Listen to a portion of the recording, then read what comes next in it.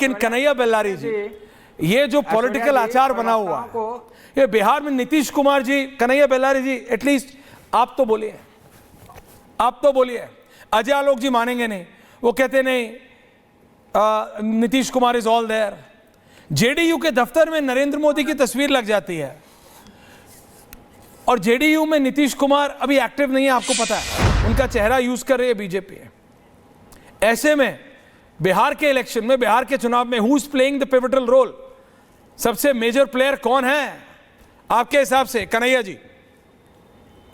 दादा पहले ये हमको पहले ये बताइए कि ये डिबेट जो है ये चुनाव आयोग का जो एसआईआर शुरू हुआ है उस पर है, पॉलिटिकल सिनेरियो जो है कहीं से होती है सर, पहुंच जहां नेता लोग चाहते हैं वहां पहुंच जाती है। लालू यादव और तेजस्वी पर कहां घुमा फिरा करके लगता है कि ये डिबेट जो है वो लालू प्रसाद यादव और तेजस्वी पर है। ऐसा नहीं होना चाहिए।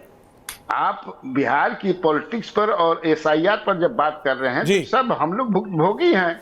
अभी हम लोग के पास भी कोई नहीं आया है, ना परिवार के पास आया है। हम गांव के रहने वाले हैं, अभी गांव भी जाते हैं, खेती भी कराते हैं, सारे लोग परेशान हैं।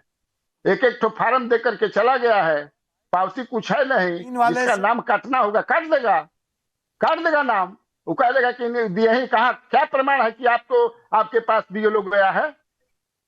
पहले वाले हैं कन्हैया जी, ये पूरा जो है ये आप जबरदस्ती क्यों आप चाहते हैं कि आपके यहाँ जाए, और जब जबरदस्ती जाएगा तो आप कहते हैं जी मेरा नाम काट दिया। अरे चुनाव आयोग ने क्या कहा? जो सही बात कर रहे हैं, अरे तो सही बात का ही हम जवाब दे रहे हैं। आप कह रहे हैं जी मेरे यहाँ आया नहीं। अभी अजय आलोक जी ने डाटा पढ़ दिया कि 87% से ऊपर काम कर, ये सब जानते हैं। आप अपना एक उदाहरण देके पूरे डाटा को झूठ बोल रहे हैं। आ गया तो कौन? Rohit wants to say something। Tejashwi Yadav लाए हैं, लालू यादव लाए हैं। 20 साल आपकी शिकायत क्या है ये बताइए। लालू जी के प्रति कितना प्रेम जग गया है कि जबरदस्ती के लोग खोज रहा है कि बीएलओ लोगों के दरवाजे पर जाए। अरे भाई, जिसके नाम पर संशय है उसके यहाँ जाकर के आपत्ति दर्ज होगी। रोहिंग्या का नाम वोटर लिस्ट में जुड़ जाए, बांग्लादेशी लोग जबरदस्ती वोटर लिस्ट में जुड़ जाएं, और आप अपेक्षा करते हैं कि चुनाव आयोग उनके ऊपर कार्रवाई न करे। किस प्रकार से लालू यादव के प्रवक्ता के रूप में पत्रकार भाई बैठकर वार्तालाप कर रहे हैं? कौन कहा था? राज्य की जनता समझ नहीं रही है क्या? आप देश में और राज्य में एनार्की लाना चाहते हैं?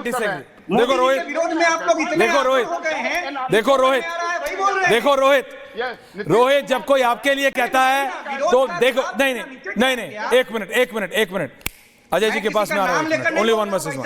देखिए रोहित, शांत रहिए। देखिए रोहित, जब कोई, सुनिए एक सेकंड रोहित, सुनना भी सीखिए। जब कोई आपको कहता है ना कि आप इसके लिए उसके लिए बैटिंग कर रहे हैं, मैं तब बोलता वो आपसे बहुत सीनियर है, उनका व्यू पॉइंट अलग हो सकता है।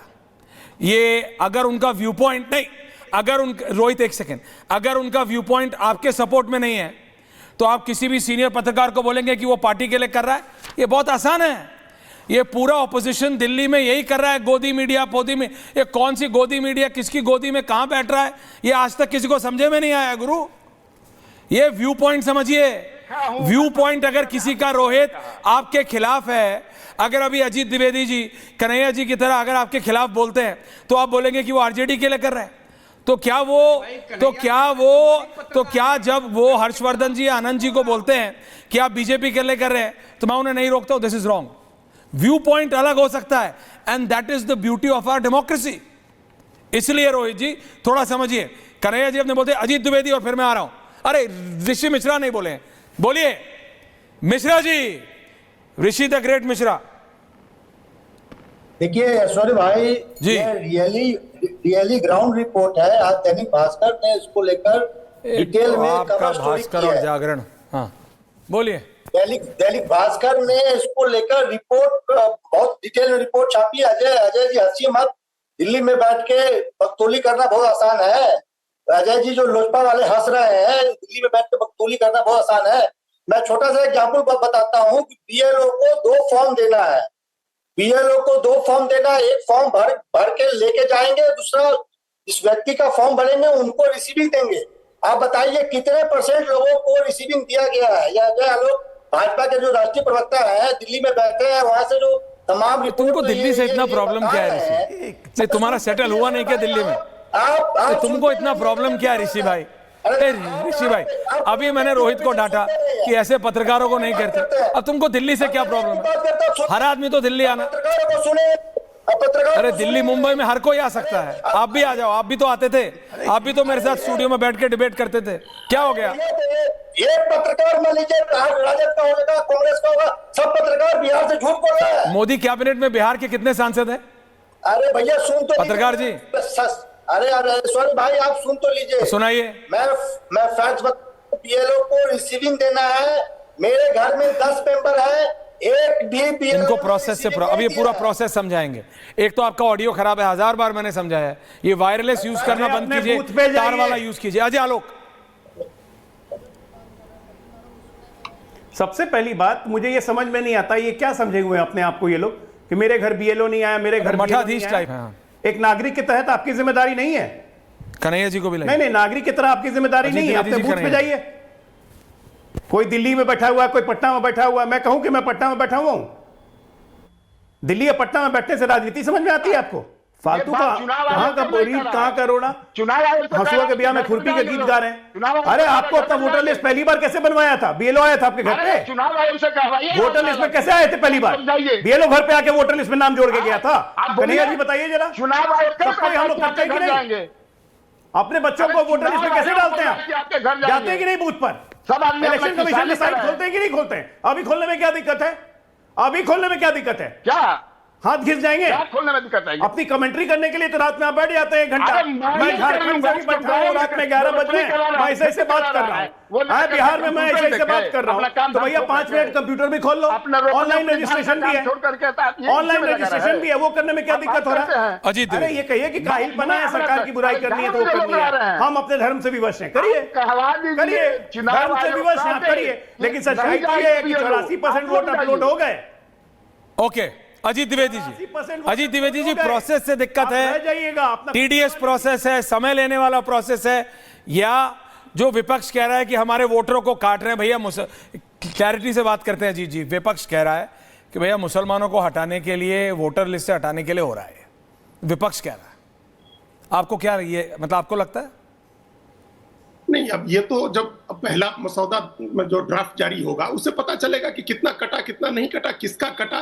उसके बाद भी 1 महीने का समय होगा। आप उस 1 महीने में वापस जा करके अपनी आपत्ति दर्ज करा सकते हैं, अपने दस्तावेज जमा करा सकते हैं अगर आपका नाम नहीं आया है उसमें। तो ये उसके बाद भी 1 महीने का समय है, ये तो तभी पता चलेगा। ये आशंका है, ये अपोजिशन को इस तरह की आशंका जाहिर करने से आप नहीं रोक सकते। चूंकि पहले से एक माहौल बनाया हुआ है कि वो मैच फिक्सिंग होती है।